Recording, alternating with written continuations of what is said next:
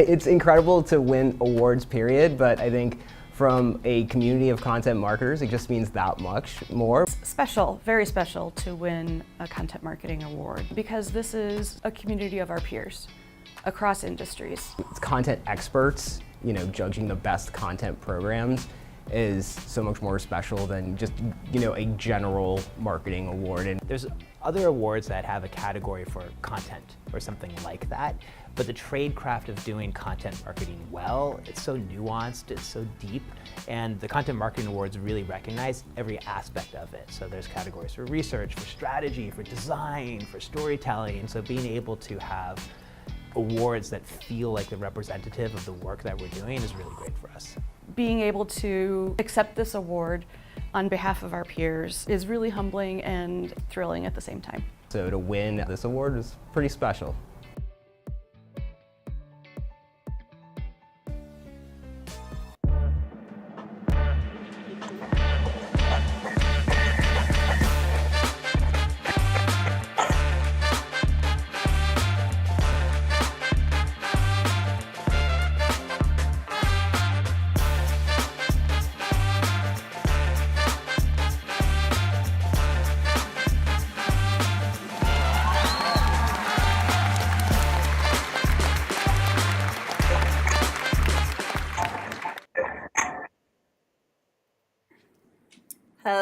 Hello, everyone. Good to see you. This is Amanda with the Content Marketing Institute.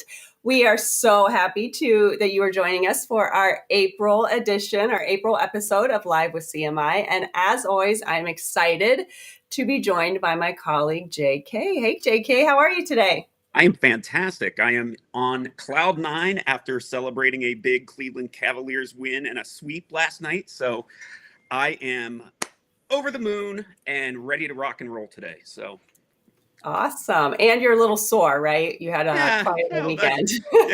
I had an interesting weekend running the Kentucky Derby Marathon in Louisville, Kentucky, and beautiful city, wonderful race. My legs are a little sore, but the bourbon was very, very good. So it all works out. You're able to recover pretty quickly from that, right? For sure. All right. Well, I don't know about you, JK, but social media these days, it's like the wild, wild west out there.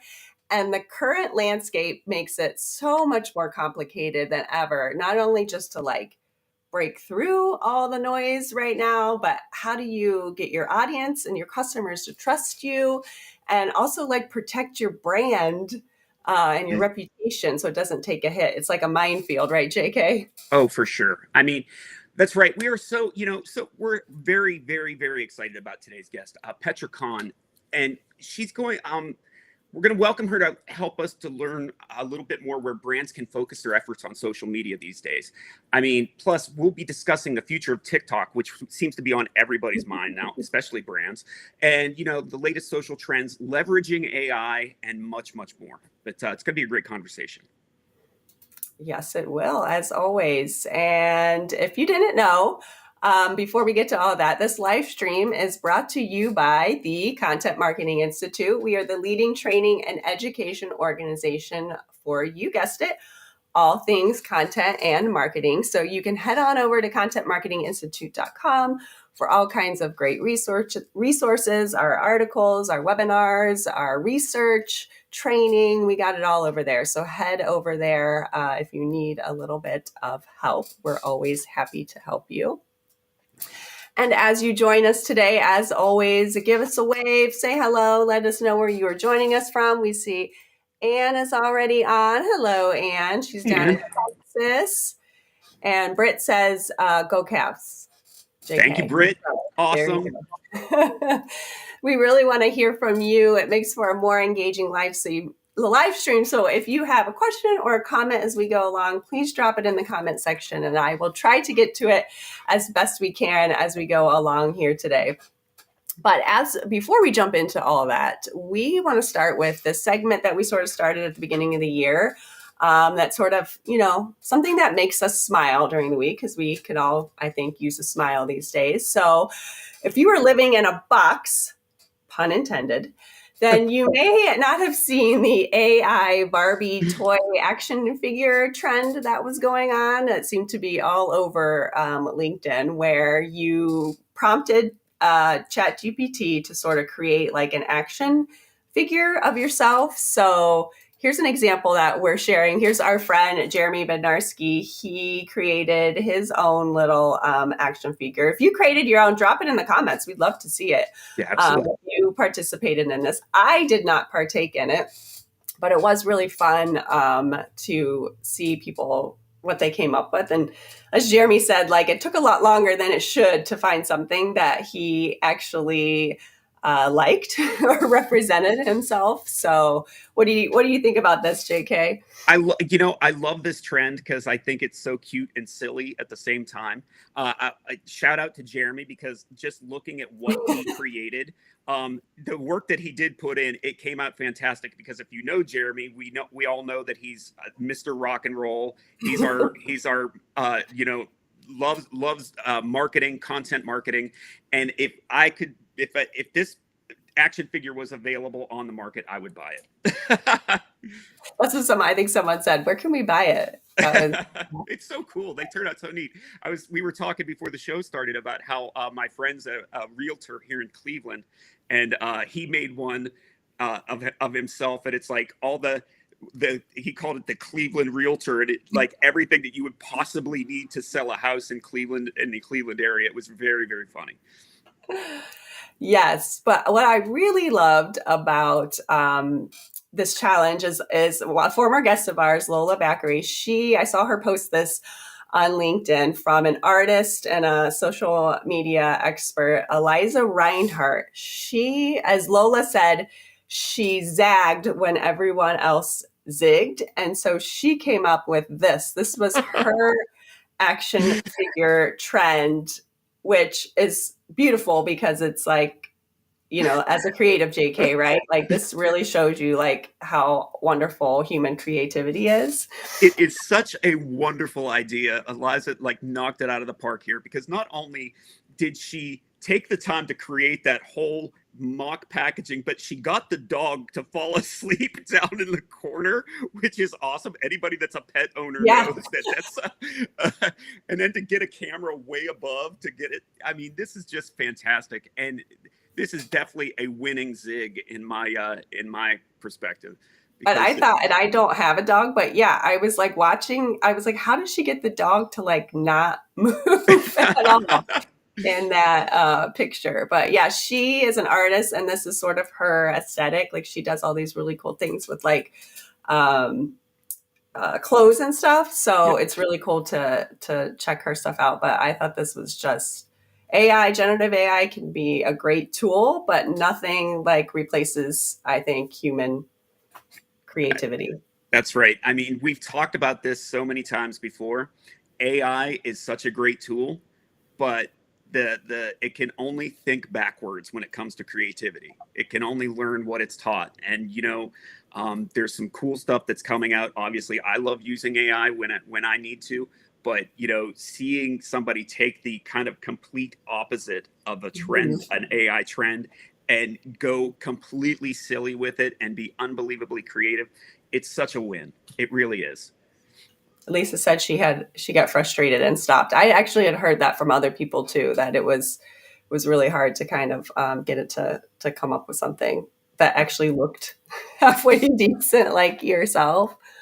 Well, we have people joining us from all over here today. Francesca is joining from Italy. We have Hi Bean Porter. We have Stephen from Vancouver, Jill from Dallas, Jennifer as well. So thank you guys all for folks for joining us today. Well, let's get to this interview. I've got so many questions about social media, and I've been wanting to do this interview since the beginning of the year because it's just, I don't even know what to do out there. And I think many people are feeling that today. So our guest here is Petra Khan, an Associate Director of Strategy at ICUC, which is a global social media and community management agency. And her role is to conduct in-depth audits of social media ecosystems. So she knows what she's talking about. Hey, Petra, thanks for joining us today. Hi, everyone. Thanks for having me. I'm so excited to be here. All right. Well, let's start off with the let's start off with a biggie for you, Petra. Maybe this is a crazy question, but is it even worth brands being on social media right now? I would say yes, unless you want to be invisible. So yes, the answer would be yes, absolutely you need to be on social. You'd be missing out on the 4.6 billion people that are active every day. The average person spends at least 2.5 hours on social. And if you're me, it's a lot more. And I'm sometimes ashamed of my screen time that Apple likes to remind me of every single week. But yes, you have to be on social. And we know that, social changes, and organic social specifically changes, and it can be fickle, and we're at the mercy of whatever the social media gods give us every single week. But yes, we should be on social. And which is a good point. And conversations on social media now are, let's say, more polarized and politically motivated these days, especially here in the US. And that can make some brands maybe too reluctant to comment on hot button topics, while for others that might be important for them, depending on what their industry is. So what's your advice to help brands sort of protect their reputation and safety standards while engaging on these platforms? Yeah, I think you make a really good point. We're in a unique space right now that social media is so tied to these cultural and political conversations. And now more than ever, there is an expectation from the consumer to really expect brands to have a stance or to say something or maybe to nod. And so, what brands can do is brands should always be working background in the background to say, here's what we value. You're going to have different values and different stances as a brand, and it's important that when you make those decisions as a brand, that you work with your different teams, whether it's your legal, whether it's your PR team, and definitely your social teams, to build out how that comes to life. Because from a PR perspective, that'll translate into public statement releases. When it comes to social, it looks like so many different things. It looks like, do we post when something happens? If we post, is that a story? Is it a post on your timeline? It goes down to community management as well. How do we respond to people? So at the core of it, brands really need to be aligned internally on what their stance is. And the stance could be that they have no stance. And it's my personal opinion that if you as a brand determine, that's not something that we are affiliated with, it's better to not make a statement on it right now. You don't want to ever seem inauthentic. I think the one thing that you can do to quickly just turn off people in general, especially on social, is come off inauthentic or come off as you're trying to an take advantage or make something an opportunity. We never want that to be the case for a brand. And so just like constantly having these conversations basically internally. Constantly. I mean, I think that every brand needs to have different things in place, like social listening. That's one big thing. And you social listen for things, of course, like brand mentions, but also things around core topics like sustainability, inflation, those kind of things all brands should be monitoring, especially in relation to their brand, because that will guide them to understand, one, how are people talking about their brand, but then how is their actual consumers talking about it? Because if 80% of their consumers align themselves in one direction, the brand should be looking internally and saying, hey, this is our target audience. This is what's important to them. And we need to be adapting to making sure that what we value is also what they value. So it's a constant conversation. It should always be proactive, never reactive. You're not on social to have fun. You're also on social to learn. I mean, this is like where you have a virtual handshake with your consumer. So you should be learning from them constantly what they value, what they don't, and that will really allow you to educate on where your brand falls within a spectrum. One specific thing you said there, really quick, is about communication amongst your team, because I have to assume that a team that's not communicating well, maybe the social team's hearing one thing and the PR team is assuming another, and that could just lead to a mess across the board, right? Oh, absolutely. And it's something that is not uncommon because I think, and I'm saying this from coming from somebody who has a PR background. That's what I studied. That's what I thought I was going to get into. And then I ended up in the social world. Your social team is going to know what people really think about your brand. Yeah. That is because they are looking at the comments, they are reading the DMs, they are looking at all of the social listening. If you work in PR or you work in marketing, ask your social team what is going on. They will give you the most candid, realistic response. They can tell you what consumers think about what products, how they feel about the post that you did 6 months ago.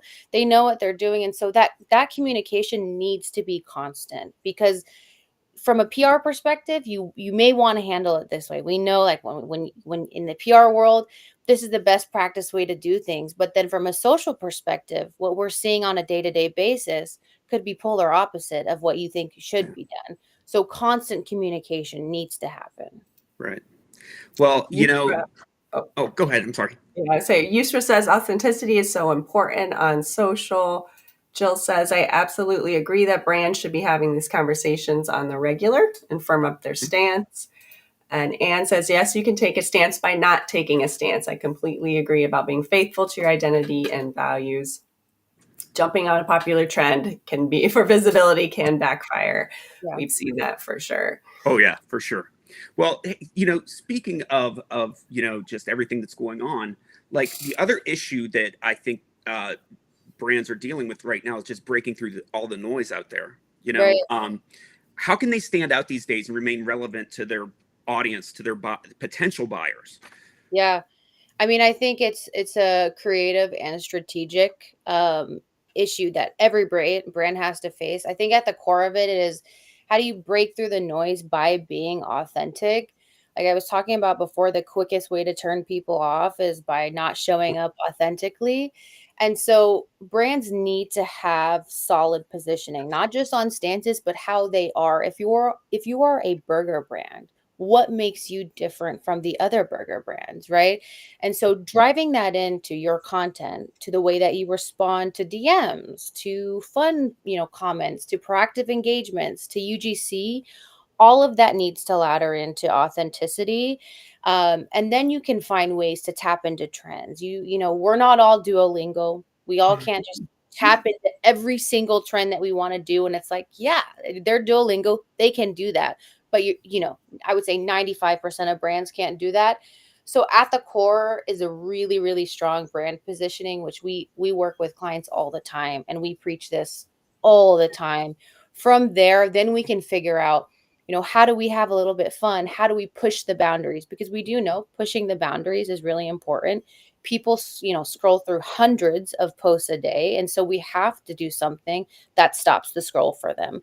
But at the core, it needs to make sense for your brand. Absolutely. Goes back to those conversations, strategy insights. Let's chat a bit about TikTok because about every month or so, we think it's going to be banned and then it's not. So, what do you see happening with this platform long term? And if it stays, do you see? I kind of saw an article recently about this, the relevance diminishing at all, or what are some lessons that we can learn from the popularity of it for like maybe some other platforms? Yeah, I mean, we can take out like any of their regulatory bans, which, we'll see what happens. June 19th, I think, is the newest date. And who knows, we'll have another, extension, possibly, fingers crossed. I love TikTok. That is me speaking from a personal preference. But I think that, TikTok changed the game. 4 or 5 years ago, it was like, the big bang in the social universe. It changed the way we do everything. It changed things from being high production and beautiful to being really, really gritty. We went from static images to video. And I think that you could even say we've seen the TikTokification of other platforms like, Instagram with Instagram Reels. LinkedIn is also now testing short form video, YouTube. So I think that its cultural relevance, it's already made its impact. It's already changed the entire atmosphere here. So from a consumer perspective, I don't think it's going anywhere. I don't think the way that it's changed, the way we know the best in class social, the way it works, we're not going to see it change. I think if anything, it's just continuing to lead us in the direction of trends. I think it is the leading platform right now for what we see works best on social, which is authenticity, human content, community content, influencer creator work. It all just goes into will it be around? But from a will it be around perspective, when brands have to start building out, and I'm sure a lot of brands have, what happens if it's not around? Are you going to lose out on a population or an audience segment that's really, really strong on TikTok? And should it not come, should it be banned? How are you going to get those followers over to Instagram, for example? So you should never have all of your eggs in one basket. Absolutely never, especially on social. And it just usually doesn't make sense. You have different target audiences across the board. But brands need to be thinking about, if it goes away, what are the core aspects work on TikTok working for you, and how do you get those onto your other channels? Yeah, like you said, you do see that across all the platforms now. All of the social channels are pretty much TikTokified, right? I guess that's a TikTok what they light. do. Yeah. Like. So you mentioned LinkedIn, and I saw something recently that, brands, you shouldn't really try to break through, and you really can't with LinkedIn company pages, but, they should be really leaning into the power of their employees to grow their brands on LinkedIn. What are your thoughts? How are you advising people on this? Yeah, employee advocacy on LinkedIn is essential. I think from an industry agnostic perspective, you know, content by employees can perform miles better than content from brands. But that doesn't mean that brands should not be posting on their branded accounts. It should be the keystone, it should be the hub of information. We know that when people are, looking to apply to jobs, that's one of the first places they go. If they're not applying on LinkedIn, they're still going to LinkedIn to find out about the company, to look at the people working for the company, etc. So it is important for brands to have a presence. And I will actually tell you that I have seen an uptick in the last year of brands focusing on LinkedIn. And that has nothing to do with the social first aspect, but there is a lot of value in having really strong, brand presence. We know that, people care about the companies that they want to work for. They want to see the values. They want to know what they're getting into. It's not just about, a paycheck. You want to know that you're contributing to a company that you believe in. But to go back to your initial question, having employees be advocates for your brand on LinkedIn is essential. And there are ways to support them in that. You can create content banks for them. I've seen a lot of that. You can share content, out that you'll be sharing, and encourage, hey team, this post is going out on LinkedIn. Please share, also sharing, the highlights of your different employees, if they're mentioned, if they're, doing a podcast or they're doing a live show, a company should be talking about that. So it is an ecosystem that is symbiotic, and they're definitely not in a silo together. Yeah, well, it's interesting. Along those lines, it seems like influencer marketing isn't going anywhere anytime soon. So like I think we were talking about Unilever seems to be going all in, that they're kind of building an army of micro influencers Yeah. with their brand. Like, how do you feel about this trend, and do you think it makes sense for all brands to do this? Yeah, I mean, I think what's really unique about Unilevers is that they're going so micro with it. It's like where they want to have an influencer in almost every zip code. And when you do influencer and creative marketing well, it is literally that golden nugget. It is just like word of mouth. And we know from, many, many years of studies in marketing, that is the best way to convert people, is word of mouth. And essentially it is just an easier way to promote your product or your services or your brand in a much more authentic way. And I don't see it going anywhere. But if I do see a trend playing out, I think micro influencers are going to be what we see moving forward, because there has been a lot of conversation and discourse around de-influencing from these mega influencers with millions and millions of followers in their mansions who have lost touch. So if we do see a trend, I think influencer marketing will not go anywhere, but I think we will see it continue to go into the micro influencer direction, like what Unilever is doing. Yeah, that's a really great point. I'm noticing that trend of like the whole like big celebrity endorsement or whatever is just kind of going the way of the dodo a little bit. You Yeah. don't see it as much anymore. Yeah.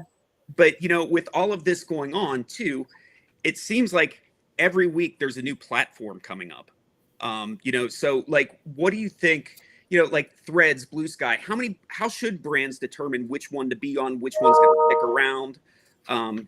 It's a big decision for a brand to go all in or even dip their Yeah. toe into new platforms. Well, I mean, there's so many factors, right? I mean, always think about it strategically, but I would always tell a brand, just because Blue Sky comes out doesn't mean we need to go on it. It's like, first off, is your audience there?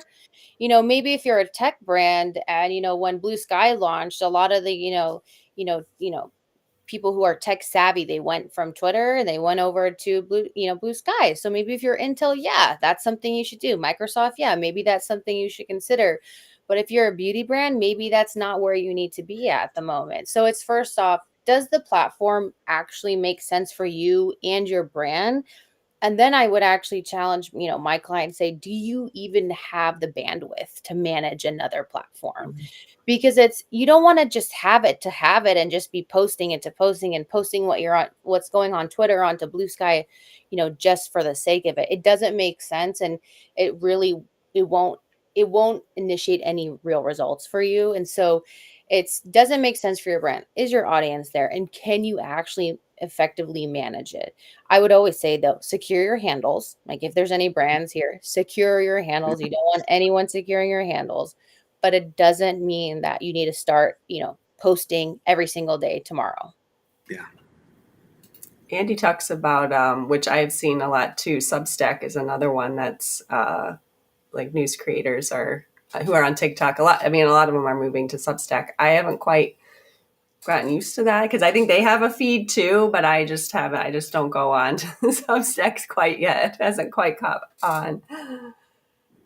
Here's Ann. Ann says, just because it's the latest shiny new platform doesn't mean your brand has to be there. I love that. Yep. All right, so let's chat a bit about the elephant in the room, AI. So we talked about the Barbie box challenge there, where they created that kind of took off.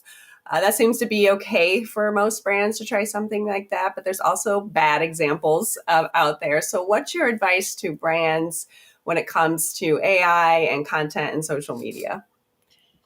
It's helpful, but it needs a human touch. That is my one liner. It doesn't replace humans, but it can help make things easier with reporting and social listening. It can help you sift through billions of mentions. If you're Nike, you know the manpower that you would need to be sifting through manual of every time anyone's mentioning Nike. No, you do need AI.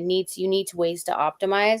But then when it comes to that, it doesn't understand human nuance. So it doesn't understand sarcasm all the time. And it's gotten a lot better, but it's not perfect. It's great for brainstorming, ideas. It's great for if you have copy and you need to take that one piece of copy or that one core messaging and you need to change it to, 5 different audience segments. It doesn't replace what the human does, but it can really optimize your way of working. But I would always say that it comes down to how you use AI. You can't just put in a blanket statement into ChatGPT. You have to coach it. You have to be very clear with what you want. But it's helpful, and you can have a lot of fun with it. With the Barbie box challenge, I mean, that was a great example. But I will tell you, from just a consumer perspective, and some of the sentiment that I've seen, just being honestly chronically online, is that a lot of people, in comment sections are like, oh my god, AI, the creative that we're seeing from AI is like ruining us. And that's because it's really it looks really, really real, honestly. Like, sometimes it's about media literacy, and you're like, whoa, that's actually not real, but that looks really real. And so, from a brand perspective, right, we have to understand what and how people are speaking about AI and how that conversation is evolving. And right now it's fun. But we have to see how that conversation evolves into if it becomes an ethical issue for brands and people expecting brands to not use it, or if they're expecting brands to use it. But I would say, the way we know we don't like calling into automated phone lines is the way that we don't want to be getting a customer response on Instagram from an AI bot. Mm-hmm. That's a great point. Wow, that's really good. Yeah, thinking about how people are talking about it, because I often see that disconnect between, like, you're online and LinkedIn and hear what marketers are talking about it versus what, like, people, your customers in real life are talking about it. Yeah, I mean, we think it's cool. It's cool. Like, I won't doubt that it's really cool. But if it's not what the people want, it Mm-hmm. means nothing, right? At the end of the day. Mm-hmm. Or the trust, or you might be losing trust. Right. Awesome. Well, this was a great conversation, Petra. Thanks so much for being here. How can people connect with you or learn more about ICUC? Well, thank you for having me. Feel free to connect with me on LinkedIn. I would love to chat with you. If you want to learn more about ICUC or just have a chat about marketing, I'm here for it. I geek out about this. So take that as honestly as a warning, and don't get me started on data. So I'm just warning you guys, if you reach out, you're asking for it. But I would love to connect with anyone. So feel free to add me on LinkedIn. Awesome. Awesome. Thank you so much for Thank you, today, Petra. Thank you for being Have here. a great rest of your week. And we'll see you soon. Thanks. Take care. Bye. Thank you. All right. Let me get Petra off of here. Sorry. Before we go today, JK, we want to tell everyone about some of our favorite things to do here at CMI, which is the Content Marketing Awards. Heck yeah. Okay. So first and foremost, it's the largest and longest running international content marketing awards program that recognizes the best in, like strategy, content creation, visual and audio storytelling. I mean, I've talked about this before. Having being a judge in the past, the work that comes through is just amazing.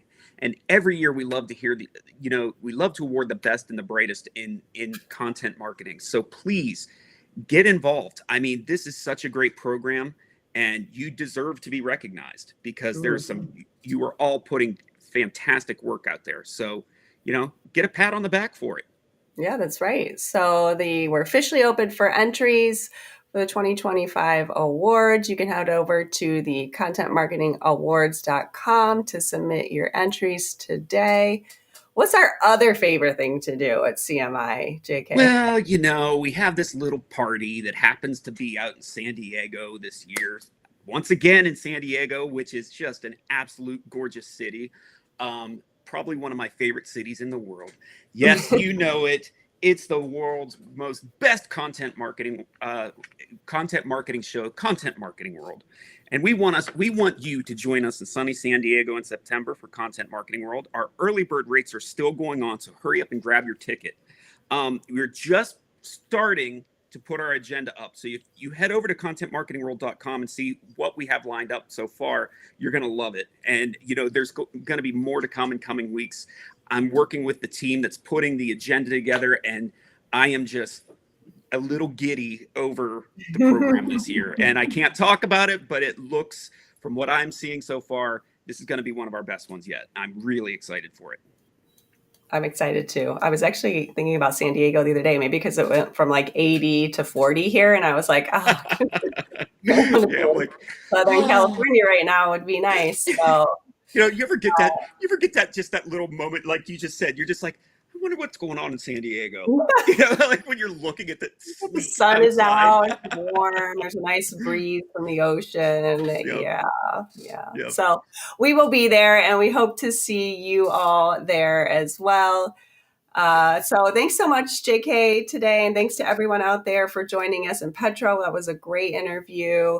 We will be back next month with another episode of Live with CMI. Until then, we hope you all have a great week. See you, JK. Take care, everybody. See you later.